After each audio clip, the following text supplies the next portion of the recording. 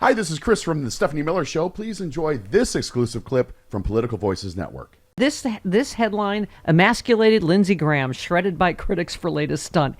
It's because of that, not just Trump, his enablers. Yeah. Lindsey Graham pledged months ago to stand by Ukraine in its efforts to repel invading Russian military forces, voted against passing military aid.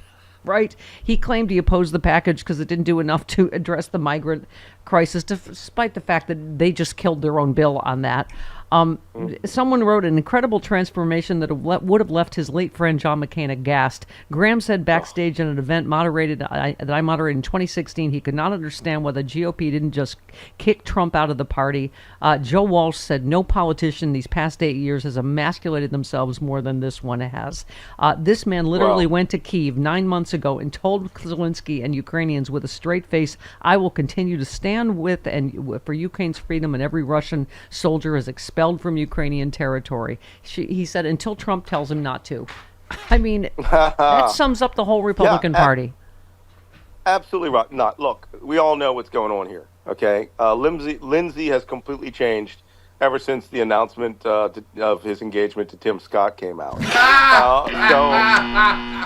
Package of border security, funding for Ukraine, funding for Israel, coming out of the Senate, I would support that. I've been involved in the negotiations. You know how you solve a problem? You do what Langford is doing. If you're a really conservative person, you'd want to fix things the best you could. I'm wondering if you would remind us how you voted yesterday on the motion to proceed to the bill that had the border package that we worked on together. I voted no. There can be no backing off of helping Ukraine. So I talked to President Trump today, and he's dead set against this package. We can't pull the plug on Ukraine. I'm not going to vote for this aid package. It is in our national security interest to make sure they can beat Putin, so we need to keep helping them. I am voting no. This is another whole level beyond even your first book, Plot to Hack America, that, you know, they were saying, Putin's saying now, like, I don't even need to go through the FBI. I can go right to Congress. I can go right to Republicans in Congress to launder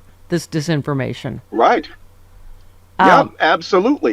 And you know, actually in every one of the 4 books that I've written, I spelled out that they were, you know, that certainly in Plot to Destroy Democracy, Russia has been buying right-wing governments, right-wing political parties, right? Parties that love money. And they've used their illicit oligarch oil money to buy them outright. And that's what you're seeing here. Look, they bought Lindsey Graham, right? And Tim Scott and everybody else in order to shill for Donald Trump and do it happily with smiles on their face, betraying America straight up. And that's why we got to stop referring to them as Republicans. You got to start referring to them as either Moscow's party, like Moscow Mike Johnson, or you have to call them the traitors that they are. Moscow's, you know, what do you say? Government of Putin. That's what GOP should stand for. And you have an alternative name for Tim Scott? I do? Oh, are we talking about Lindsey Graham's wife? No. Your last week, hashtag Butter Biscuit. Okay, let's... Oh, Butter Biscuit. Well, I give that to Frangela. They're going to espouse on that all Friday. All right, let's go back to Plot to Hack America. This is why we love you, because you, of course, were the only one in this telling us before the 2016 election what was going to happen. Black Knight says the biggest story in the world should be that Bill Barr killed the investigation into Trump conspiring with Russia to win in 2016, then immediately began conspiring with a Russian asset to win in 2020, and Republicans picked up where he left off to rig the 2024 election. Someone else tweeted, who else wants to see the entire unredacted Mueller report? Believes we've been jerked around long enough by these anti-American Republican scoundrels. I don't even know. Just your thoughts on all of this. Well, they're right about the Mueller report. We have never seen the unredacted Mueller report. Half these characters are probably in it. Wow. And it's time, you know, Trump, you know, wisely went after the whole thing with Bill Barr saying there was nothing to it. Russia, Russia, Russia. Now we should be saying that. We should seize that phrase. Russia, Russia, Russia. They show up everywhere in the Republican Party, right? They have people going over there. Tucker Carlson acting as their cheerleader for all of this. They're stopping all aid to Ukraine.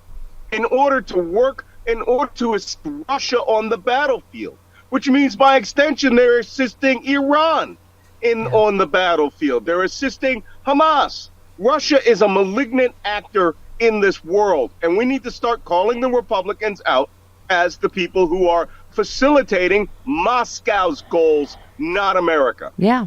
Well, delays in deliveries from Western allies to Ukraine are opening a door for Russian battlefield advances, said President Zelensky, making the fight very difficult along parts of the front line, where the Kremlin's forces captured a strategic city last weekend ahead of the war's 2-year anniversary.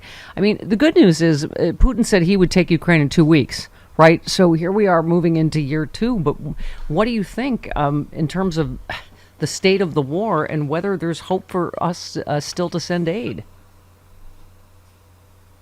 Well, I think there will be hope for us to send aid, and the Democrats have made it clear that they have techniques to bring this legislation to the floor.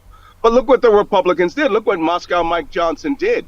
He called a 2-week recess. Yeah, just got rid of Congress, so that Congress could do nothing. And now he's afraid of bringing it back, okay, because not only will they have to go back to, figuring out what he's doing, whether it's, the Democrats can bring the legislation to the floor, whether he's going to lose votes there by people who are in Biden plus 10 districts, who are terrified of the very thing, or the 1 or 2 Republicans who still act on principle out there, and they're still moving forward with the impeachment inquiry at the exact same time.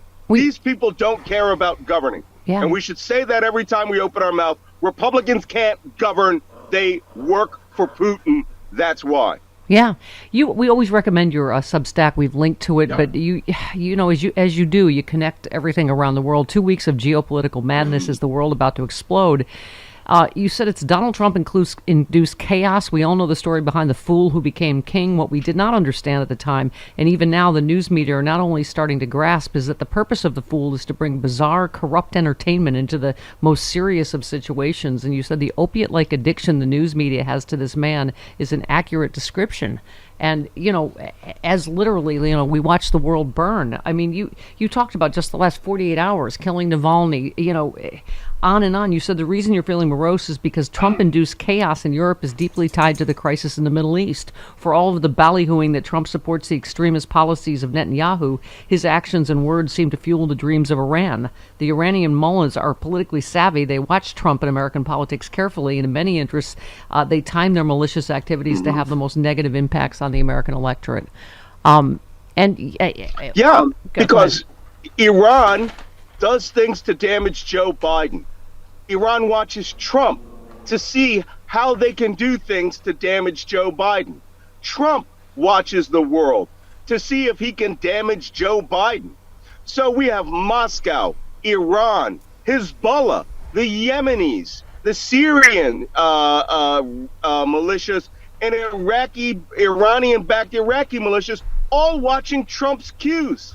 And then when he says something insane, they glom off of that as well. The world watches what happens in the United States. And that's why you should sign up for Substack, go read that article, because you'll see that everything that's happened in the last 2 weeks is connected. There's almost a unified field theory, and that field theory is called Trump-induced chaos. We have a minute left. I just wondered if you had any thoughts at all about Donald Trump comparing himself to Navalny, and also Julian Assange's wife saying he is just like Navalny. Well, first off, I tweeted that I look forward to Julian Assange's arrival at the U.S. federal courthouse in Alexandria. I will be down there with one of them big signs. Because, look, Julian Assange released hundreds of thousands of top secret reports, exposed dozens and dozens of agents, innocent people who were working for the Taliban, Saudis. I don't care about him. And he ain't Navalny, okay? Yeah. He self-imposed an exile in the Ecuadorian embassy for 7 years under the stairs on his own. No one put him in jail. No one sent him there. But then when he got held accountable for what he did do, he's coming to the United States. And, he's right up there with Snowden. He doesn't seem to have a lot of problems with what Moscow does. But Donald Trump and Navalny in the same sentence. Jesus. As Carlos said, it's weird. Only in the sense that I hope he goes to a Siberian prison. Hey, yes. You know, was it Carlos yesterday saying, like, it's weird because they're saying, oh, they're prosecuting him for journalism. It's like, that's weird. He didn't do any journalism about Donald Trump when there was a lot of stuff my God. only about Hillary. It's just weird. Yeah.